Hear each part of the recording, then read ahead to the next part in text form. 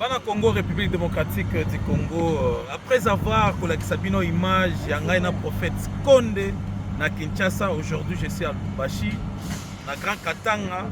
Quand on a Sabino, église, il y a Grand Katanga Mobimba, na coordination na Mobimba. En tout cas, c'est un plaisir pour moi.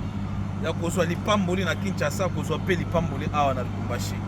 Papa sa pambola kinga déjà na Kinshasa, mais awa na eko kuta chantier basana nzambe nyonso na musala de bango nyonso muto asimbi sete, muto asimbi marteau, muto asimbi pau, muto asimbi brouette. Donc musala ezo continuer pena. Donc esalinga bien ndako nzambe ezalaka nde boye.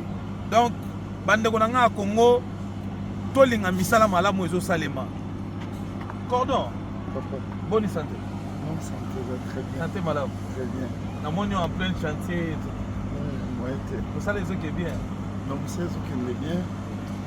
D'abord, la petite nambote de la musique, pour la mission des prophètes qu'on est pour Dominique, à sa grandeur.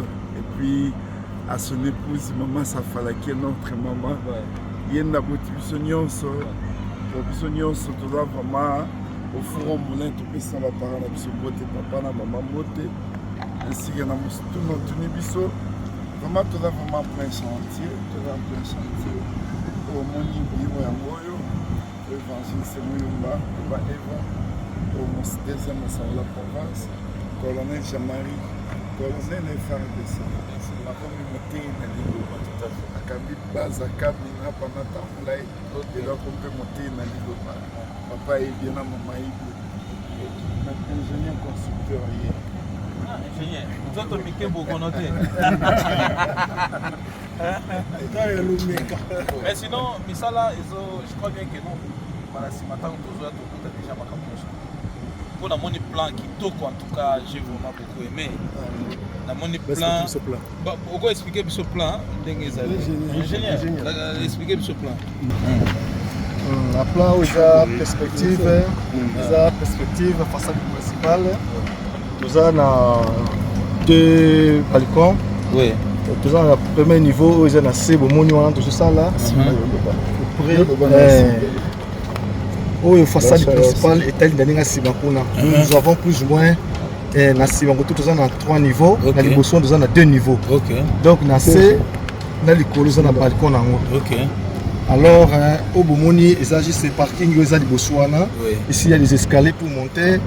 Entrer dans le bas, te séparer toujours côté de maman, côté de papa. Tout à fait. Où ils ont côté entrée à maman, côté ils ont entrée à papa.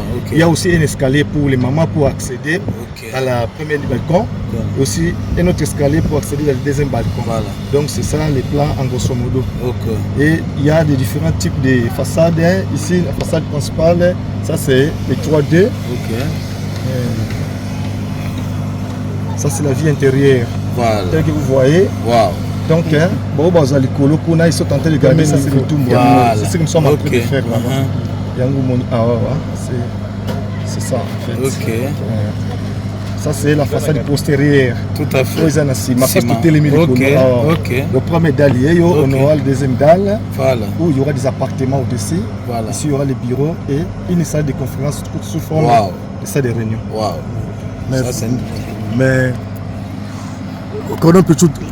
La particularité est Tumbelo. Il y a tout le monde est Tumbelo a décoré, selon la doctrine Bolinga, vous avez pas pour Tumbelo au Salilion. Bon, et Tumbelo se réfère toujours à Kinshasa. Au papa Sangam on a comme modèle. Pour tout le monde déjà, le Kinshasa pour la méga church, faut une église monene. On est contenu le monde entier. Et tout le monde est en monnaie et moulay poani. Au cas où papa a invité de marque, tel que l'autre aussi qui a suivi petit béton. C'est une grâce pour nous. Ouais, donc le mon église au premier niveau de mon Bastard de tout ton amour Patrick, excusez, au mon niveau. Le tout il faut à la hauteur. Au moins 1 mètre. 1 mètre combien jaune 1 1 m 30. mètre 30 pour permettre la visibilité.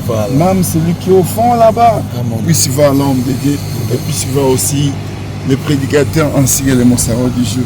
Alors, durée de travaux, durée de travaux, Nzambe Moayebi. À travers l'Ipambolé à l'homme dédié, prophète connu pour Dominique, à travers Maman Batchabusran Losam Tebike, à nous quand même te représenter déjà au Toro Lobagino, l'ingénieur Lobara. Le fils qui est gros œuvre. Gros œuvre, voilà.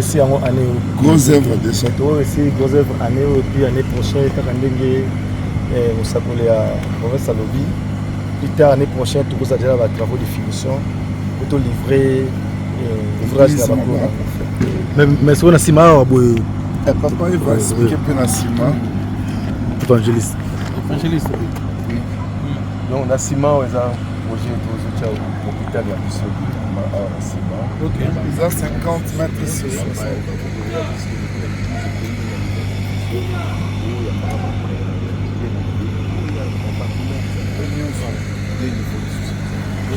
Donc ça là, l'hôpital Nassé, l'appartement de Colo. Oui, ça soit l'hôpital Nassé, l'appartement. Donc c'est que prochainement, ceux qui n'ont rien là. Oh là là. Avec les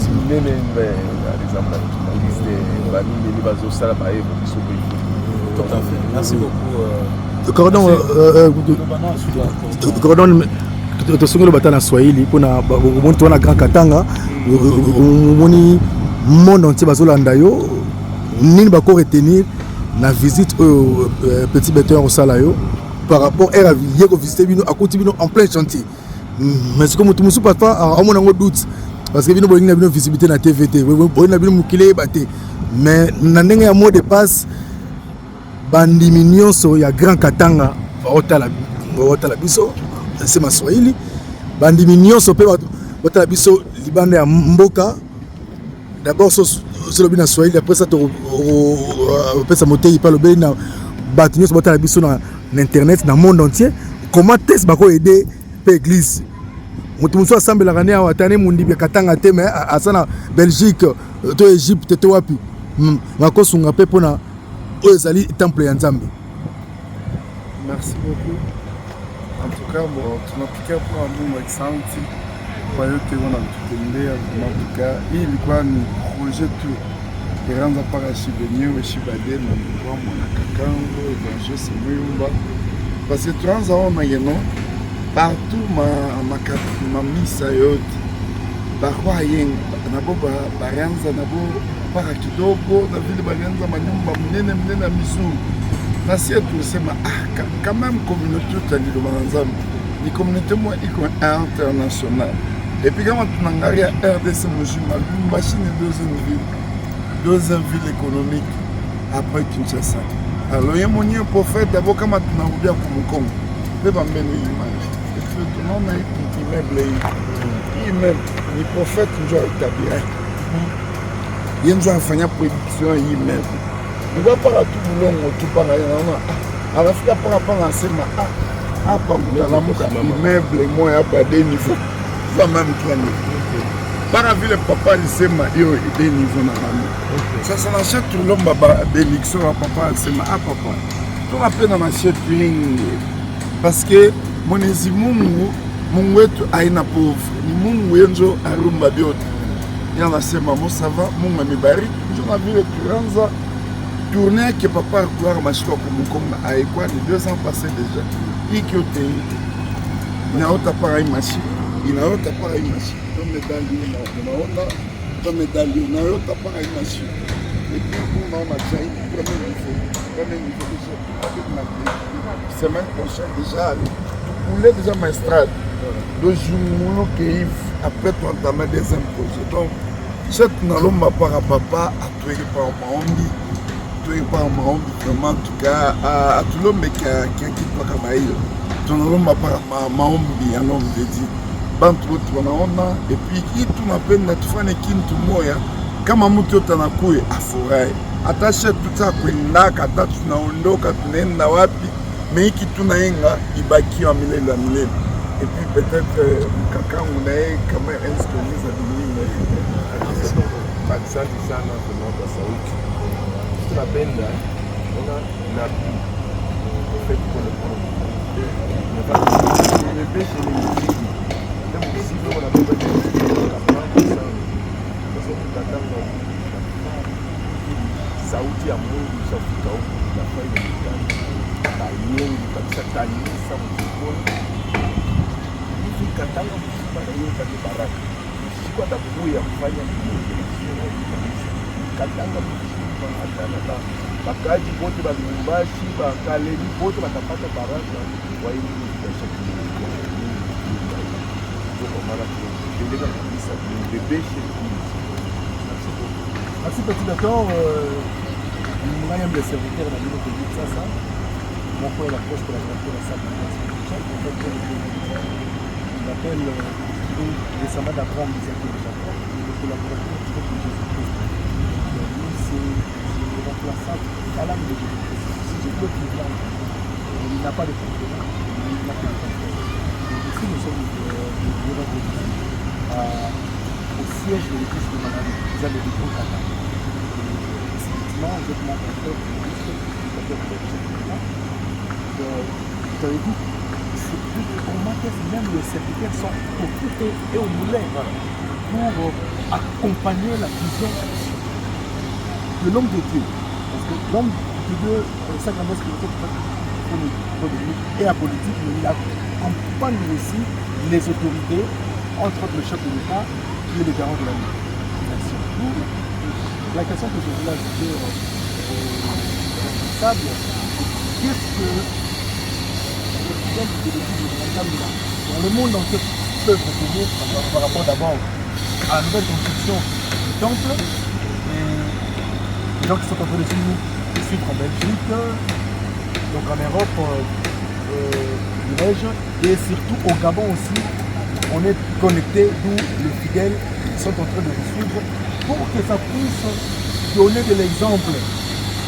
Et nos confrères, nos frères comme l'ont aussi fait, voici maintenant c'est le siècle du Grand Qatar, malgré que le Grand Qatar a ses mises en table race par rapport auparavant, vu l'actualité, on met quand même un petit mot en français d'abord et on va conclure.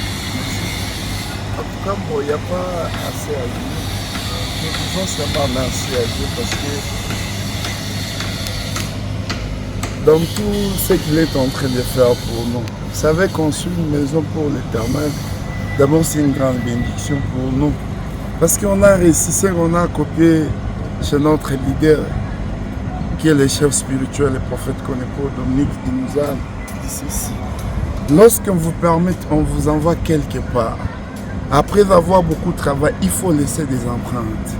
Alors, nous, en tant que moi, avec mon confrère, on a pensé aussi quand même construire pour notre aider une maison, pour laisser aussi l'empreinte aux fidèles. Après notre départ ici, peut-être, moi je vais quitter aussi Katanga. Peut-être on doit rentrer sur le terrain, ça bien être affecté ailleurs. Alors, il faut que cette empreinte puisse rester.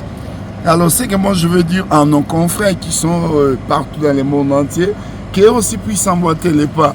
On attend toujours parler, l'homme de Dieu, incessamment dans sa bouche, que non, Petro-Congo. Alors, ça nous fait notre fierté aussi. Et propre sur nous, qui est quand même une grande province. Après Kinshasa, c'est Katanga aussi. C'est pour ça qu'on a pensé aussi construire aussi, donner aussi, montrer aussi exemple pour d'autres personnes, qu'eux aussi puissent quand même emboîter les pas. L'île au Banazam, c'est une grande communauté qui est répandue dans le monde entier, partout. Nous sommes implantés en Belgique, en Australie, en Amérique, partout. Et pourquoi pas aussi à Kinshasa, à Lubumbashi. Nous devons aussi quand même montrer quand même l'exemple de quoi nous sommes capables. De quoi nous sommes capables. Alors sur ce, bon, il n'y a pas beaucoup à commenter, beaucoup à dire, mais pour votre question, en tout cas, nous construisons pour notre bien. Nous voulons quand même aussi apaiser l'homme de Dieu, montrer aussi quand même, nous sommes aussi quand même, nous lui appartenons, nous appartenons à Dieu et nous allons aussi quand même aussi soutenir les prophètes dans tout ce qu'il est en train de faire parce qu'il nous a dit quand même, il faut que l'église puisse grandir. On ne doit pas quand même rester aussi dans les ghettos, non. On a montré aussi l'exemple que papa a déjà beaucoup prêché et il a prêché par son comportement ainsi que tout ce que non, il nous a pu enseigner, nous le démontrons à travers ces grosses œuvres. Donc pour moi, nous sommes vraiment très contents. Nous sommes vraiment très contents. Disons seulement merci à Dieu. Merci beaucoup. tunafurahi sana vraiment kwa yote tuna visita yenu, na kile tunaomba kwa bafidele wote aliloba partout au monde entier bajua vraiment que kubamba église kuchunga doctrine ya Mungu parce que ni doctrine ile inakuya njoo kutusaidia bana betu bonso. Non petit tu beton poser question na Chiluba pona kuna kubande unabiso kase base par exemple betu beton pose la question Chiluba. Bon, depuis quand tu as de confiance, je crois bien que le mot fait la confiance sur l'église. Oui, église mulelela, église wanzambi utika ine bwaluna shumuhela budu mwagala basimi na kunda kuchira kwa église yoto. Tujumunga chumwa église yo tutwenzela nzambi mujumu bakubanje kumona chintu chachana nato. Nangwa bana betu bons bajumwagala babanje kumanya jija nzambe jito tujitu balomba kuichila kuluselo wanzambi bwane bobumva message ya balonda liloba na nzambi parce que munda mwa liloba mudi vérité mudi china ja nzambi ni nzambi ujuwenza bishi mu maloko ke uju ambira ko bena mpata china bena mpata bana bedi ba mpata ponso bana betu bons baji bela mpata wa gisangi sheji nungweu kabeji mpata to tetu bana ben tujumunga chika cha mwajisambele bunyi kwa bijumbi abunyi kufu bantu bakesi lelo muna mutukaje munungweu zambi juwenze njushinto la via abantu muchikondo chonse na ngubala tusangina kabaka muhela bwani zambi wa mujura mona kubambulisha parce que église eu ujuto ambulisha bakejiba jitu kumbuka habulo ba atujitufa mibijete bajiba yijika menyuma yetu mwilimu yetu bajifo hingana kumpala kwa watendelele na ngwao bana betu bena mpata bahingana kumpala kwa nzambi. Mon colonel, moi je le bapé pour na moi je le bazaria wa bino mo moni ba ndenge ba lobaka si ça bizimbo donc tika ba classe coordination mo bimba e ko kende nango mais ba classe tikali e ko c'est la remarquable yango to yebisa les églises musuko eza na ba contre mususu exemple Gabon, Brazzaville, Canada, Belgique, France bango pe balanda exemple oyo ba mobiliser bandimi na bango batika ba classe et l'autre eza nango besoin yango et le prophète konda za nango besoin église esi évoluer munene il faut ba classe ezala bino momoni ba classe momoni ba cordon ndenge bazaki na au four et au moulin. Merci beaucoup. Inga kula lisanga da bungi kwa kunu mwanamu ibala kututangira bana na bitu ba église wakatanga jitu lisanga da bungi ketu banyamade kwa église ayo kumpala kwa mukatambia to église yo yenze kama église manene mujibeza yo centrale yo lisanga da bungi jipita mwani bwe wajika nembendi mina mbula matati kan tulege bakandi betu to bato hanyima mtu nawe kwata vulangano ya kumpala waji mema jachi santiri na mabitu mwabe kutu ni mungu na ngo nisanga ndokola nisanga ni kumuntu mukole kadi maru jibona mwe bizi maru mipo.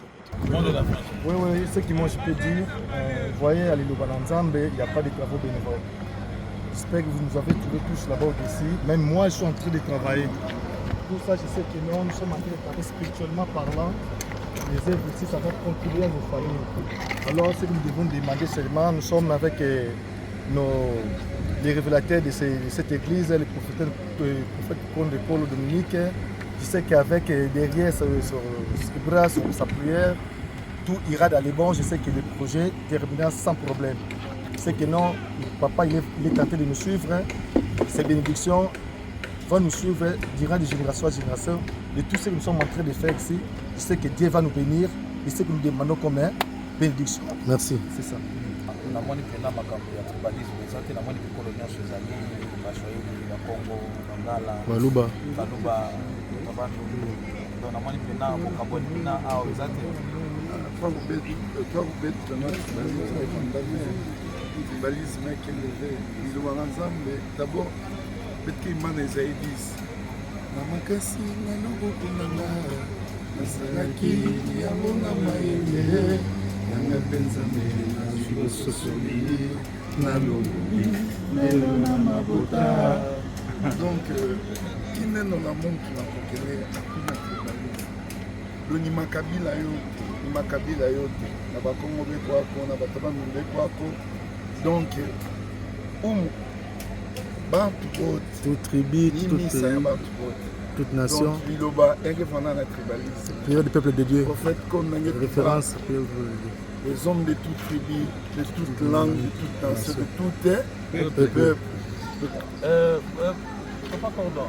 Référence nini okopesa na baye bazotala pe video oyo soki baza na posa barejoindre bino mpe banimité ya sika adresse nini bokopesa bango mpe bazolanda bino bato oyo balandi mpena bavideo mpo namonika apres video oyo bato bakotonda awa parceke eza makambo eza ndenge wana parceke mosala nzambe so ozokende bien ifo bato nyonso basepela papa déjà ça apesaki nga déjà na meli na lie donc ya molimo sikoyo nde naotambola bona obanga eloko te mpo nayebi ke naza kotonda déjà.